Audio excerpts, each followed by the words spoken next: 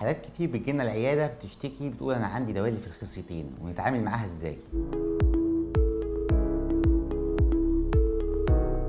اول حاجه هنعرف معلومه مهمه عن دوالي الخصيتين، هي توسع وتمدد في جدران الاورده في الخصيه، موجود عند 20% من الرجاله. مش اي حد عنده دوالي الخصيتين تبقى حاجه مقلقه بالنسبه له. لو بدات تاثر على الانجاب او بدات تاثر على حجم الخصيه او تسببت في الم مزمن غير مستجيب للعلاجات الدوائيه. طب امتى الدوالي دي هتحتاج جراحه؟ لو كانت الدوالي عامله تاخر في الانجاب غير مستجيب للعلاج الدوائي على الاقل لمده 3 شهور. لو كانت الدوالي مأثرة في حجم الخصية قل عن حجمها الطبيعي بصورة واضحة، أو في فرق بين حجم الخصيتين بصورة ملحوظة أكتر من 2 سم. لو كانت الدوالي عاملة ألم مزمن غير مستجيب للعلاجات ومش لاقي له سبب غير الدوالي. لو كان حد الدوالي عنده درجة ثالثة كبيره وبدا يقدم سواء الخدمات العسكريه او الكوميسيون الطبي فممكن تسبب له في رفض. لو كان عنده دوالي ملحوظه كلينيكيا درجه ثانيه او ثالثه وفي الفشل في الحقن المجهري بصوره متكرره،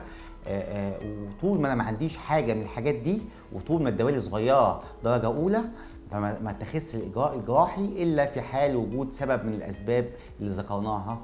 وان شاء الله استنونا في محتوى جديد مع كلينيدو في المرات الجايه باذن الله.